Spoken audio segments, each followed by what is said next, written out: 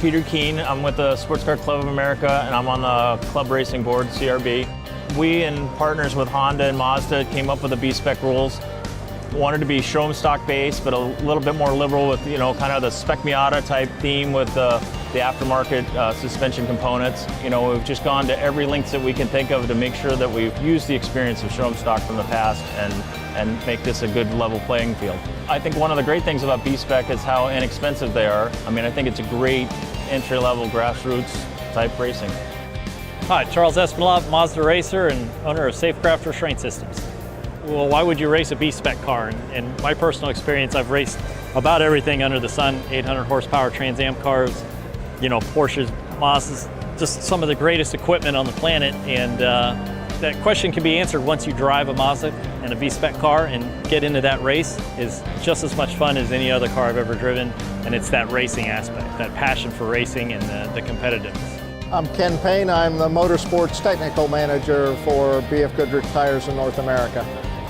For the B-Spec project, the BFG tire we've selected is the G-Force R1, which is one of our grassroots motorsports focused competition tires that's DOT legal. In terms of tire expense versus performance, it's going to provide a really good level of balance of performance and cost for the racer, and yet be very competitive on the track.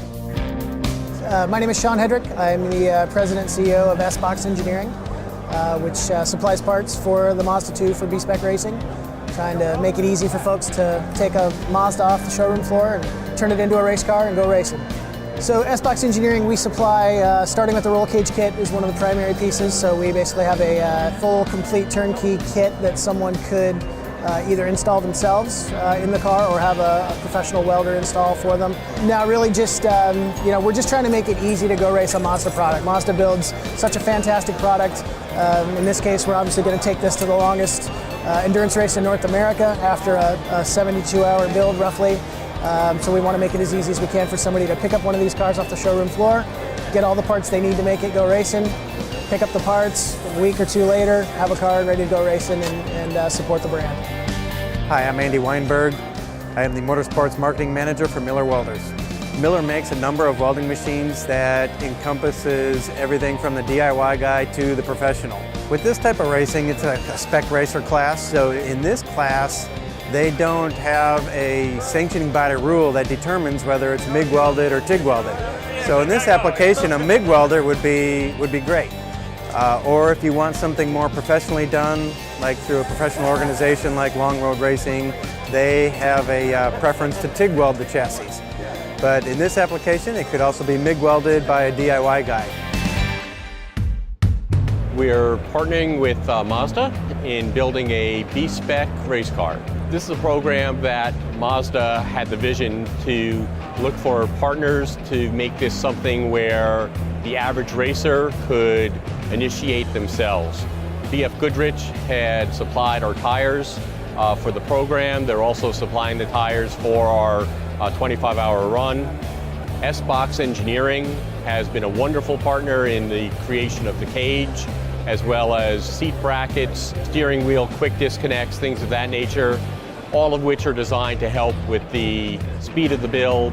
HRP, a major player in the road racing business, has donated things such as the seats and a lot of the ancillary parts for the car itself. We also have Safecraft. Safecraft, which is the same belts that we use in all of our Grand Am cars, has created the nets, all the safety belts. All of these pieces and parts have to be stuck together. We were very fortunate in talking with Miller Welding Equipment, and Miller has donated a large platform for our MIG and TIG welding and plasma cutting equipment that we've been using at the show. This car started off this morning strictly as a street car. We have stripped out the interior this morning. We've now taken the roll cage. We have the roll cage tack welded in and are finishing all of the welds on the car. Tomorrow, we're going to work on all of the suspension pieces for the car, add the suspension, do the exhaust, add an oil cooler as well. And Saturday, we have decals that will be applied to the car, and we will do a full setup on the vehicle.